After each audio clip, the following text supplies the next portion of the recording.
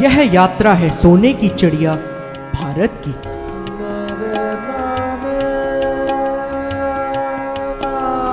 भारत जो कि विभिन्न धर्मों व संस्कृतियों का महाकुंभ है। भारत जहाँ की पावन भूमि वनों, समुद्रों, रेगिस्तानों व बर्फ के पहाड़ों से आच्छादित है। भारत जिसकी कोख में न जाने कितने रहस्य छिपे हैं।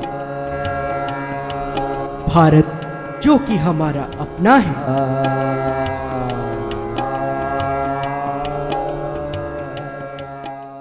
नमस्कार दोस्तों, भारत दर्शन एक्सप्लोरिंग द अनएक्सप्लोर्ड की पहली कड़ी में आप सभी का स्वागत है। दोस्तों, यूं तो मौका मिलने पर आप सभी अवश्य ही घूमने निकल जाते होंगे, परंतु भारत दर्शन की इस रोमांचक यात्रा पर मैं आपका हमसफर दोस्त देवांग आपको लिए चलूंगा कुछ ऐसे दुर्गम व अछूते पर्यटक स्थलों पर जहां की यात्रा का विचार भर ही आपके जहन में उत्तेजना भर देगा। दोस्तों, तो अपनी सीट बेल्ट बांधकर सवार हो जाइए हमारी गाड़ी में, जो आज आपको ले जाएगी देवभूमि हिमाचल प्रदेश के कुछ अछूते पर्यटक स्थलों की ओर।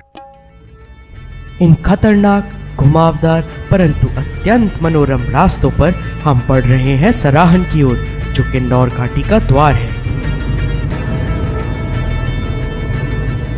दोस्तों, इन रास्तों पर ड्राइव करना बड़ा जोखिम का काम है, क्योंकि थोड़ी सी लापरवाही और गाड़ी सीधे नीचे खाई में।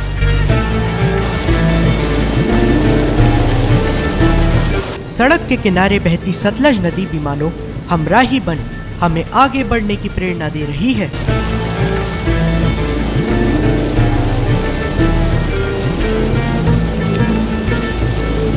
पानी के प्रचंड प्रवाह ने टकरा टकरा कर किनारे पर पड़े पत्थरों को कितना सुंदर व रंगीन बना दिया है। लगता है प्रकृति हमें संदेश दे रही है कि कष्ट पाने के बाद ही हमारे व्यक्तित्व में निश्चित ही निखार आता है।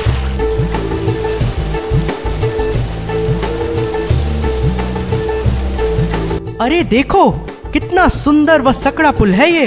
दोस्तों, इसके दोनों ओर बंधे ये रंगीन कपड़े हमें शुभ यात्रा का संदेश दे रहे हैं। शुभकामनाओं के लिए धन्यवाद देवभूमि वासियों। हमें आगे के सफर के लिए इनकी बहुत जरूरत पड़ेगी। लगता है चेक पोस्ट आ गई। इस फौजी गाड़ी के बाद हमें भी अपनी गाड़ी के कागजात चेक कराने होंगे। तो चलिए गाड़ी को रोक करके गाड़ी के कागजात चेक करा लिए जाएं। सड़क लगातार संकरी होती जा रही है तथा बगल से गाड़ियां भी लगातार आ रही हैं। ऐसे में दोस्तों, मुझे एक मुहावरा याद आ रहा है, इधर गिरूं तो कुआं, उधर गिरूं तो खाई, बीच में बेचारा। चलो, आखिरकार हम पहुंच ही गए अपने पहले पड़ाव यानी सराहन में। गौतम बुद्ध के दर्शनों से चित्त एकदम शांत हो गया है। हिमाचल टूरिज्म के होटल श्रीखंड की कमरे की बालकनी से शहर का नजारा कितना अद्भुत लग रहा है, मानो हम किसी स्वप्निल दुनिया में पहुंच गए हों। घुमावदार सड़कें, हरे भरे वृक्ष और पर्वत श्रृंखलाएं मन को मोह रही हैं। हिमालय पर्वत श्रृंखलाओं से घिरा सराहन समुद्र तल से लगभग 2165 मीटर की ऊंचाई पर स्थित किन्नौर घाटी का द्वार है। श्रद्धालुओं के लिए यह एक अति पावन तीर्थ स्थल है, क्योंकि यहाँ है माँ भीमा काली का एक अति प्राचीन मंदिर, जो 51 शक्तिपीठों में से एक है। जहाँ एक ओर 5227 मीटर ऊंची श्रीखंड पीक दिखाई देती है, वहीं दूसरी ओर दिखाई देती है पूरे वेग से बहती सतलज नदी। वाकई दोस्तों, यह तो देवभूमि ही है। तभी तो प्राचीन भारतीय ग्रंथों व पुराणों में किन्नौर के निवासियों को मनुष्य व देवताओं के बीच की कड़ी माना गया है। दोस्तों, भीमा काली देवी के नाम के बारे में यह माना जाता है कि इसका निर्माण पांडवों में भीम द्वारा करवाया गया था, इसीलिए देवी के नाम के आगे उनके नाम को भी जोड़ दिया गया। सूर्यदेव की पहली किरण पड़ते ही बर्फ से ढकी चोटियां चांदी के समान चमकने लगी हैं। तो चलिए इस सुंदर भोर में देवी माँ के दर्शन के लिए पूजा का सामान लेकर चला जाए।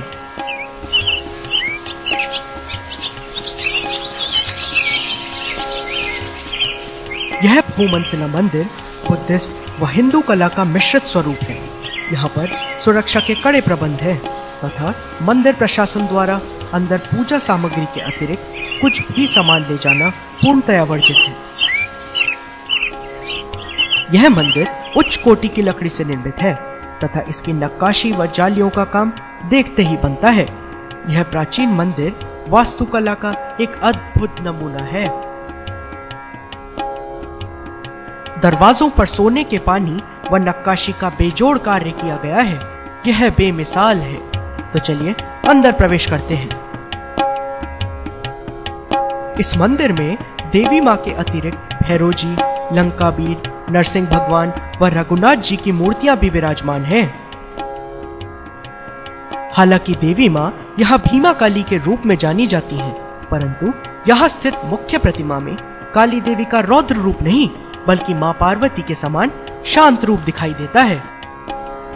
यहाँ के पुराने पंडितों के अनुसार कुशेर शासकों ने मां भीमा देवी के नाम के आगे उनकी इष्ट देवी मां काली का नाम जोड़ दिया था, क्योंकि वे स्वयं असुर या दैत्य वंश के थे। यह मंदिर अत्यंत साफ सुथरा व व्यवस्थित है। नवरात्र से दशहरे तक यहाँ एक मेला लगता है और उस दौरान रघुनाथ जी की प्रतिमा को रथ में सवार करके पदम महल तक ले जाया जाता है। जानते हैं दोस्तों, सराहन का नाम श्रौंतीपुर से लिया गया है। ऐसा माना जाता है कि यहाँ देवी सती के कान गिर गए थे। महाभारत काल में श्रौंतीपुर में दैत्यराज बानसुर, जो कि हिरण्यकश्यप के पुत्र प्रहलाद के परपोते थे, राज किया करते थे। तो चलिए प्रस्थान करते हैं शांति कुंज, जो यहाँ की बुशेर रियासत का शाही महल है। यह है शांति कुंज, जो बुशेर रियासत के कई रहस्य अपने में छिपाए शांत भाव से खड़ा है। इस महल की सबसे लुभावनी बात यह है कि यह अत्यंत साफ सुथरा, शांत वातावरण वाला अद्भुत स्थापत्य कला का नमूना है। क्या आपको बुशेर रियासत का शाही राज चिन्ह नजर आ रहा है? यह शाही महल हिज हाईनेस राजा पदम सिंह ने सितंबर सन 1917 में अपने रहने हेतु बनवाया था। लकड़ी से बने इस भव्य महल में हिंदुस्तानी स्थापत्य पर यूरोपियन शैली का प्रभाव साफ दिखाई देता है।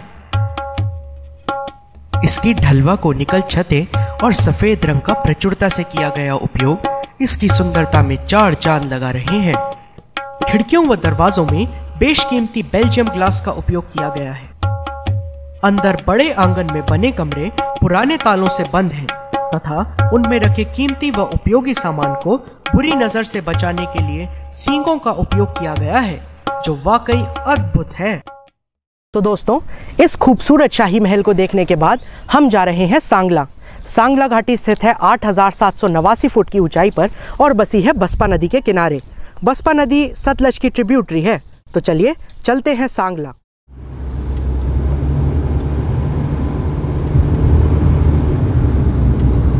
सांगला का रास्ता बेहद घुमावदार है और हम देख सकते हैं बर्फ से ढकी चोटियां। सड़क के एक ओर नदी और दूसरी ओर विशाल पहाड़। क्या अद्भुत नजारा है। अरे देखिए, वो है ग्रिफिन। कितना बड़ा है ये। लगता है ये ऊपर उड़ता हुआ हमारा मार्गदर्शन कर रहा है। जानते हैं, ये हिमालयन ग्रिफिन पक्षी गिद्ध परिवार का एक सदस्य है, जो विश्व में अपने पंखों के अत्यधिक फैलाव के कारण प्रसिद्ध है। इन दुर्गम स्थानों पर, जहां वनस्पतियों व पेड़ों का लगभग अभाव होता है, यह अपना निर्वाह मरे हुए जानवर खाकर करते हैं। अरे रे, लगता है पहाड़ों से पत्थर टूटकर सड़क पर आ गिरे हैं। यहाँ अक्सर ऐसा होता है, इसलिए हमें संभल कर ध्यानपूर्वक इन खतरनाक रास्तों को पार करना होगा साथियों। रास्ता खतरनाक दर खतरनाक होता जा रहा है। दोस्तों, जो नदी नीचे बह रही है वह है बसपा। लगता है नदी का वेग अचानक ही थम सा गया है। सही अनुमान लगाया आपने।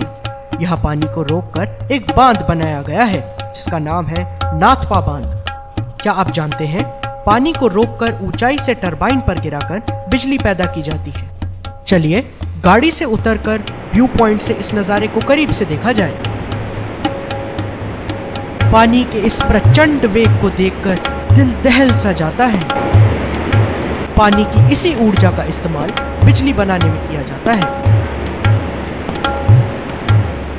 गाड़ी भी इन पतले रास्तों पर टेढ़ी मेढ़ी चल रही है। ऐसा लगता है मानो सड़क आगे खत्म हो गई है। इस तरह के अंधे मोड़ों पर विशेष सावधानी बरतनी होती है क्योंकि 14,000 फुट की ऊंचाई पर सामने से आ रहे वाहन को नहीं देखा जा सकता। अरे वाह, इन खतरनाक रास्तों पर पवन पुत्र हनुमान के दर्शन करना कितना सुखद लग रहा है। सूर्य देवता ने भी पवन पुत्र के पीछे छल्ला बनाकर अद्भुत नजारा प्रस्तुत किया है।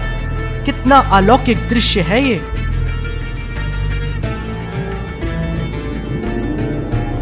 देव दर्शन से फूलों से लदी घाटियों का रास्ता सुंदर लगने लगा है।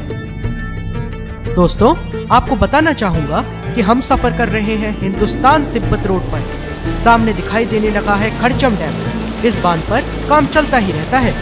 बसपा नदी यहाँ सतलज में आकर मिलती है। जरा पानी की गर्जना तो सुनिए।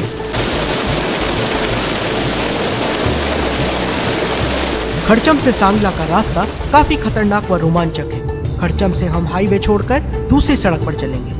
उफ, ये रास्ता तो काफी खराब है। यहाँ कई गाड़ियों के टायर पंचर हो जाते हैं। शुक्र है हमारी गाड़ी के टायर फिट हैं और हमारे पास स्टेपनी भी है। इन रास्तों पर यह सब जरूरी भी है दोस्तों। अरे, अचानक ही हमारे सामने दिखाई पड़ने लगा है सांगला। शानदार, बहुत ही शानदार। साथियों, सांगला में हम ठहरेंगे टेंट्स में। ये वाकई एक नया अनुभव होगा हम सभी के लिए। टेंट स्थित हैं बसपा नदी के किनारे घाटियों में। तो चलिए चलते हैं टेंट्स की ओर। आइए आपको टेंट की सैर कराता हूँ।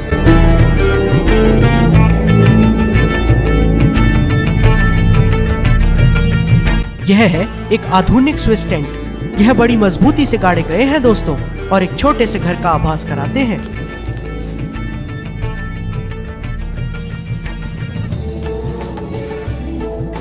अरे, यहाँ तो सेपरेट टॉयलेट भी है।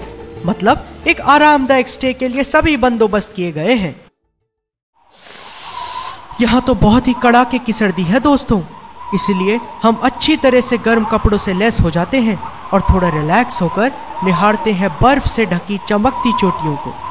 दिल को छू लेने वाला अद्भुत नजारा है ये। भाई, मुझे तो भूख लगने लगी है, तो चलिए खाना खाने चलते हैं। पहाड़ों पर दिन जल्दी छुप जाता है, इसलिए काफी अंधेरा हो गया है। कैमरे को नाइट विजन में टर्न करके आपको दिखाता हूँ। इस गर्म गर्म यमी सूप को पीने से सर्दी का एहसास कुछ कम हो गया है। चलिए डिनर के बाद अब बोनफायर का आनंद लेते हुए कुछ जान पहचान कर ली जाए अपने साथी ट्रैवलर से। लगता है तापमान काफी कम हो गया है। बहुत ठंड लग रही है। चलो पैरों को भी गर्म कर लिया जाए। आपको बताना चाहूँगा दोस्तों कि यहाँ पर हमें हॉट वाटर बॉटल्स यानी गर्म पानी की बोतलें मोटी रजाई के अंदर रखनी पड़ती हैं। शरीर को गर्म रखने के लिए यह आवश्यक है क्योंकि रात में यहाँ बहुत ही ठंड पड़ती है। तो चलिए मित्रों, आराम कर लिया जाए क्योंकि कल हमें ट्रैकिंग पर भी तो जाना है। कल रात काफ़ी ठंड थी और तापमान भी काफ़ी कम हो गया था, लगभग -2 डिग्री सेंटीग्रेड तक। तो दोस्तों, क्या आप तैयार हैं बर्फ़ की ट्रैक पर जाने के लिए? जी हाँ दोस्तों, आज हम जा रहे हैं ग्लेशियर्स तक और हमारे साथ हमारी कैमरा क्रू के अलावा होंगे हमारे गाइड केशव राम जी। इन्हें सभी मामा जी के नाम से बुलाते हैं, इसलिए हम भी आज इन्हें मामा जी ही कहेंगे। ट्रैकिंग के लिए आवश्यक सामान जैसे बोतल, छाता, टॉर्च व गर्म कपड़े रख लेते हैं क्योंकि आगे ऊंचाई पर तापमान और कम होता जाएगा। अच्छे जूते पहनना ना भूलिएगा साथियों क्योंकि बर्फीले रास्ते फिसलन भरे होते हैं। वो देखिए, उसी चोटी पर पहुंचना है हमें। अरे मामा जी, धीरे धीरे चलिए भाई, हम इतनी तेज आपका साथ नहीं दे पाएंगे।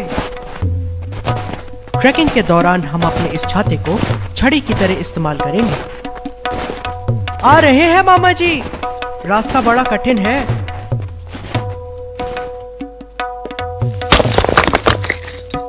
अरे यह क्या? ये पहाड़ी छिपकली तो इस चट्टान पर बैठकर मजे से धूप सेक रही है। भाई, धूप सेकने में हम आपका साथ नहीं दे पाएंगे, हमें तो आगे जाना है।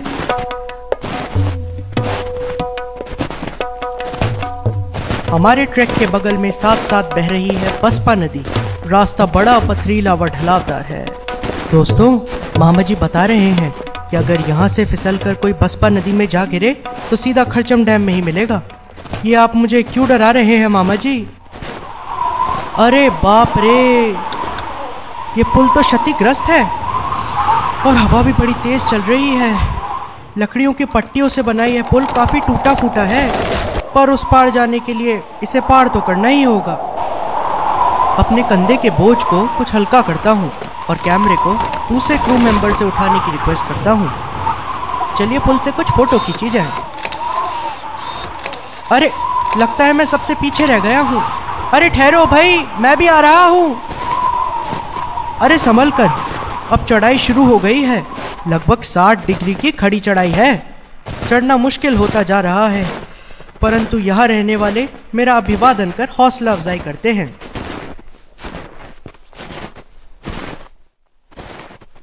यह देखिए, यह है यहाँ का लोकल फल चुल्ली।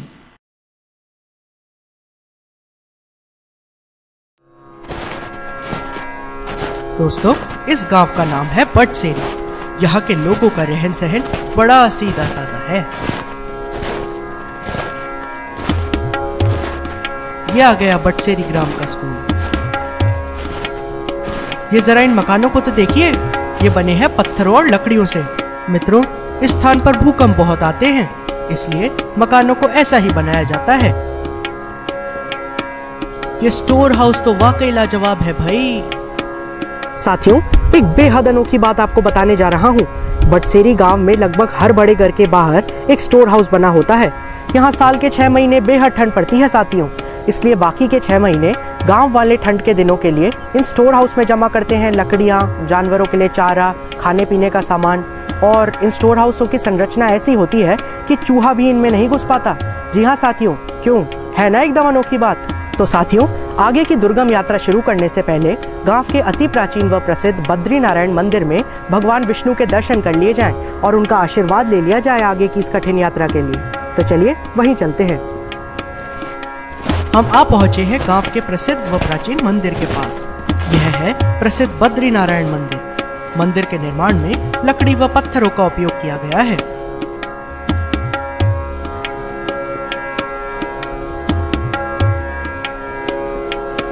लकड़ी की मनमोहक नक्काशी तो देखिए, बस नजर ठहर सी जाती है। मंदिर के आर्किटेक्चर में बौद्ध शैली का प्रभाव साफ दिखाई दे रहा है।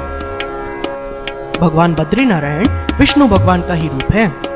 प्राचीन काल से ही यहाँ मंदिर में भगवान रथ में विराजमान हैं। जानते हैं, 1998 में यह मंदिर आग से जलकर नष्ट हो गया था। गांव वासियों ने मिलकर इसे दोबारा बनाया और कोशिश की है इसे इसके ओरिजिनल स्वरूप में लाने की। ये तो वाकई कमाल है। ये देखिए, यहाँ रथ में विराजमान है भगवान विष्णु नारायण व भगवान बद्री नारायण। मंदिर की भव्यता तो देखते ही बनती है। धन्यवाद पुजारी जी इस प्रसाद व आपके आशीर्वाद के लिए। मंदिर से निकलकर हम चलते हैं ग्लेशियर की ओर। कैसे हो मेरे दोस्त? लगता है आराम फरमा रहे हो। ये झरने का पानी है जो गांव की तरफ जा रहा है। क्यों भाई, चौंक गए? अरे पहाड़ों पर तो स्प्रिंग वाटर ही इस्तेमाल किया जाता है। हमारा ट्रैक संकरा होता जा रहा है और साथ साथ पथरीला भी। स्थानीय लोगों को हाय और बाय करते हुए आगे बढ़ते हैं।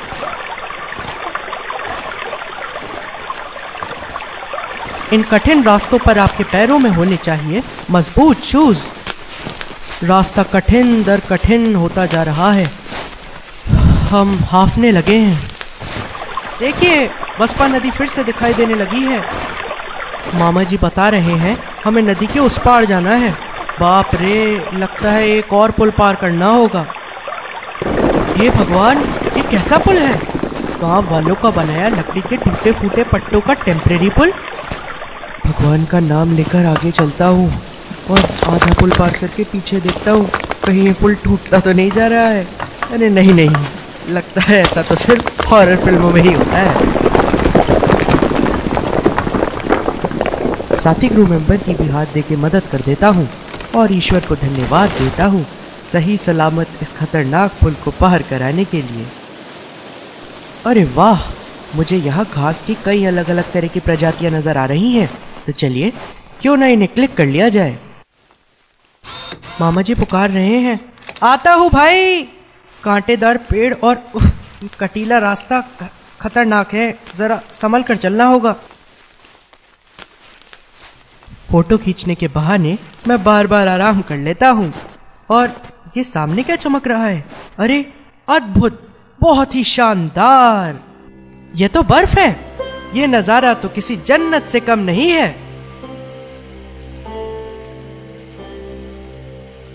ये है आइस पॉइंट, यानी पहाड़ का वो हिस्सा जहां से बर्फ शुरू होती है।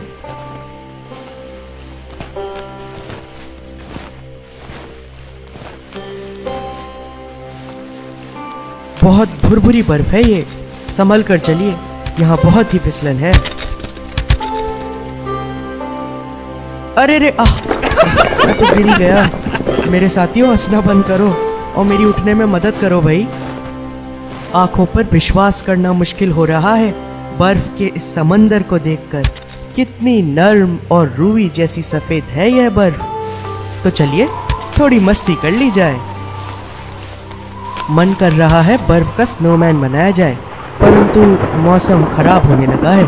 कभी भी बरसात व बर्फ की आंधी आ सकती है, इसीलिए हमें वापस लौटने की तैयारी करनी होगी। बर्फ बहुत ही खोखली और मुलायम है, जरा संभल कर चलना होगा।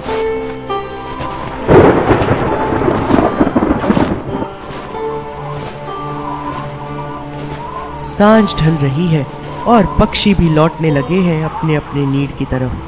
शुक्र है हम भी समय से ही अपने टेंटों में लौट आए हैं। अब हम भी आराम करते हैं, क्योंकि कल सुबह हमें चलना है छितकुल। दोस्तों, आज के दिन की शुरुआत हम कर रहे हैं छितकुल की यात्रा से।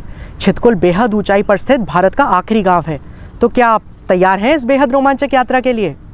छितकुल इस ओर भारत का आखिरी गांव है। सांगला से छितकुल की ड्राइव 1 घंटे की है। छितकुल से थोड़ा आगे है नागस्ती, जो यहाँ की लास्ट बॉर्डर आउटपोस्ट है और जिससे आगे सिविलियंस का प्रवेश वर्जित है।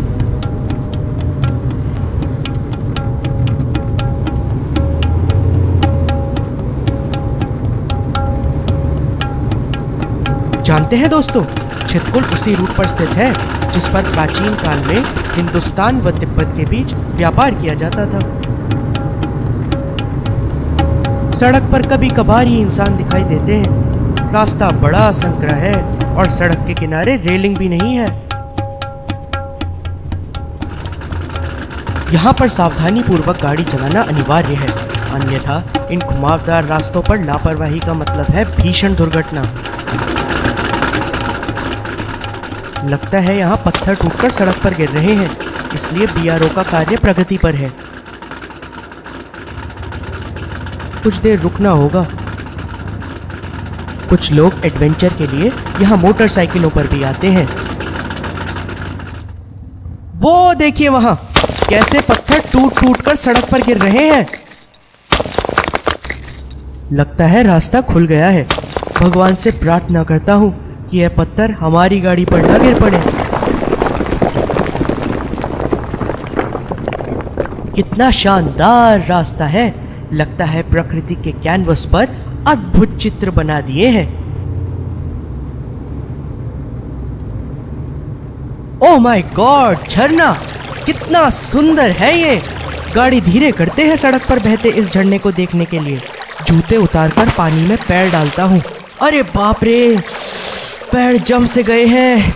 बर्फीला पानी है। सामने पहाड़ों से बर्फ पिघलकर यहाँ सड़क पर इस झरने का रूप ले रही है।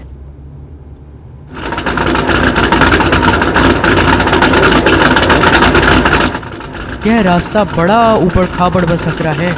यहाँ गाड़ी चलाना हर एक के बस की बात नहीं। देखिए, इस घुमावदार मोड़ के आगे यह बस दुर्घटनाग्रस्त खड़ी है। शायद मोड़ के बाद असंतुलित होकर गिर गई होगी। साथियों, हमारी क्रू में है बेहद अनुभवी और कुशल ड्राइवर्स, इसलिए आपसे अनुरोध है कि बिना कुशल ड्राइवर के आप इन रास्तों पर गाड़ी चलाने का जोखिम ना लें। लीजिए, हम पहुंच ही गए हिंदुस्तान के आखिरी गांव छितकुल में।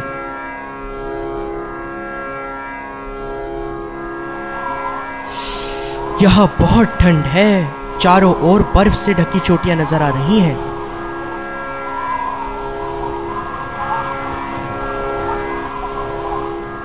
इस झरने को तो भागकर ही पार करना होगा। बड़ा रोमांचक एहसास है ये दोस्तों। क्या अद्भुत नज़ारा है। इन सुंदर दृश्यों को अपने कैमरे में कैद करने से खुद को रोकना तो बेवकूफ़ी ही कहलाएगी। कितने भोले भाले लग रहे हैं ये बच्चे। यहाँ दिखाई दे रहे हैं पारंपरिक वस्त्र पहने हुए लोग। इनकी फोटो तो लेनी बनती ही है।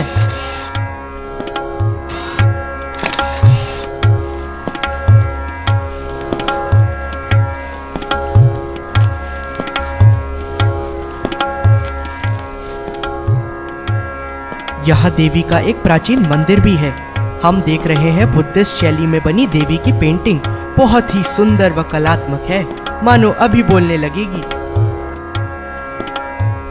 यहाँ है 19वीं भारतीय तिब्बत सीमा सुरक्षा बल का सप्लाई पॉइंट। अपने फौजी साथियों का नमन करता हूँ इन दुर्गम स्थानों पर हमारी रक्षा करने के लिए। दोस्तों, छितकुल में बसपा नदी के किनारे ही है हिंदुस्तान का आखिरी ढाबा।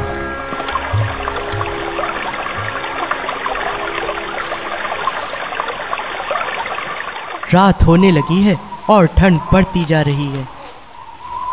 यह पारंपरिक झंडा, जिस पर लामी भाषा में पवित्र बौद्ध श्लोक लिखे हैं, हवा से फहरा रहा है। कामना करता हूं कि यह सदा यूं ही फहराता रहे।